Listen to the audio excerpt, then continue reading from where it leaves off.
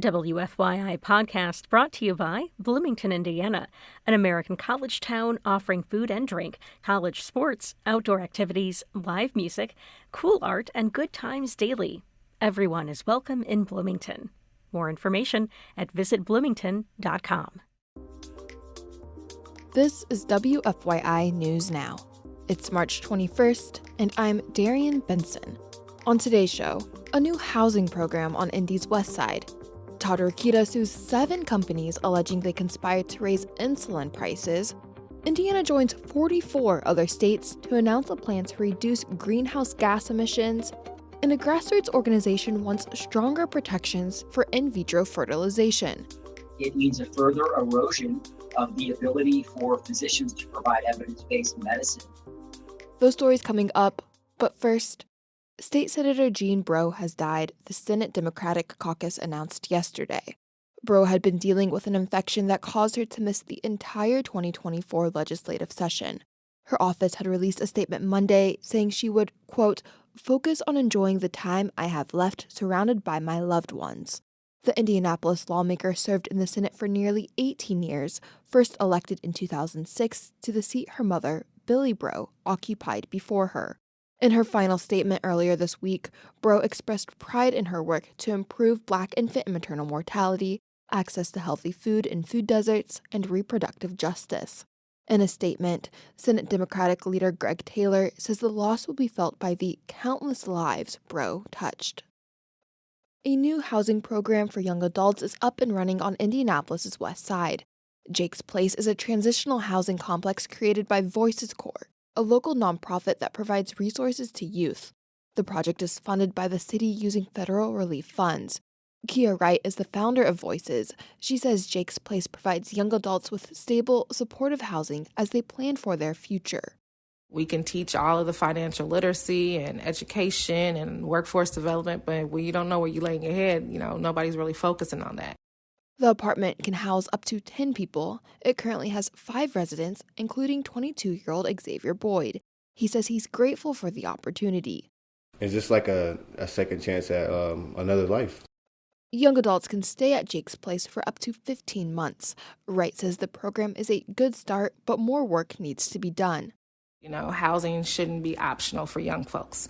And I think that policymakers and, systems need to do a better job. And part of that is investing in these type of spaces. Jake's Place residents must do a monthly community service project to stay in the program.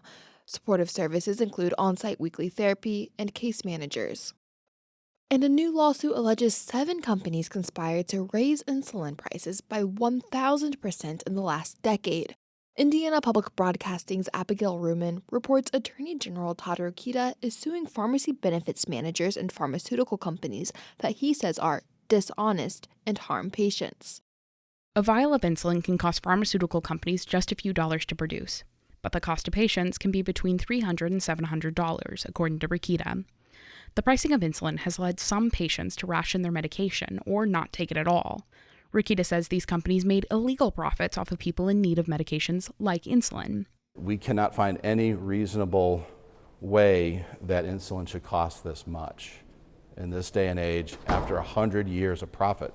Rokita says there will be lots of legal maneuvering ahead, including possible attempts to move the case to federal court or group it with similar lawsuits filed by at least 9 other states. He says by suing the companies, his office is enforcing the state's Deceptive Consumer Sales Practices Act and antitrust laws. For Indiana Public Broadcasting, I'm Abigail Ruman. Indiana and 44 other states have released their initial plans to reduce greenhouse gas emissions with the help of a federal grant. Climate advocates told Indiana Public Broadcasting's Rebecca Thiel there's a lot to love in Indiana's plan, but the Indiana Department of Environmental Management is likely underestimating what the state can achieve. Indiana's climate action plan prioritizes things like expanding renewable energy and green industrial processes, making buildings more energy efficient, and adopting electric vehicles. To estimate how much each of these actions could reduce emissions, IDEM set targets based on what it felt was achievable for the state. For example, getting less than half of the state's energy from wind and solar by 2050. But this is far below the Biden administration's goal of carbon-free electricity by 2035. Sam Carpenter is the executive director of the Hoosier Environmental Council. We're kind of already on track for a lot of these numbers, so I'm not sure how they're really pushing the state that much. But this initial climate plan is only the first step. Indiana is required to submit a more comprehensive plan to the federal government by fall of next year. For Indiana Public Broadcasting, I'm Rebecca Thiel. And for our final story today, medical providers across the country are raising concerns about the possible effects of an Alabama Supreme Court ruling related to in vitro fertilization, or IVF. Indiana Public Broadcasting's Abigail Ruman reports a grassroots organization in Indiana has joined a multi-state effort calling for stronger protections and safeguards for IVF. In February, the Alabama Supreme Court ruled that frozen embryos have the same rights as children. Healthcare Workers for Reproductive Freedom, a new national network made up of 7 healthcare provider-led organizations, warns the decision jeopardizes access to IVF. Dr. Gabriel Boslett is the president of the Good Trouble Coalition. He says the potential loss of access would be an extension of policies like abortion or gender-affirming care bans. It means a further erosion of the ability for physicians to provide evidence-based medicine to patients in Indiana or elsewhere. Indiana code does protect IVF from the language of the abortion ban, but Boslett says his organization is concerned about a future rollback or federal action that puts that language at risk. For Indiana Public Broadcasting, I'm Abigail Ruman. That's all for today's episode of WFYI News Now. Our podcast is produced by the following people who live in your community: Aubriana Heron, Drew Doblin, Kendall Antron, who composed the music for this podcast, and me, Darian Benson. Our news director is Sarah Neal Estes. If you liked today's episode, remember to subscribe and share. And follow WFYI on Instagram, Facebook, and YouTube to check in on our newsroom throughout the day. Thanks for listening. We'll be back tomorrow.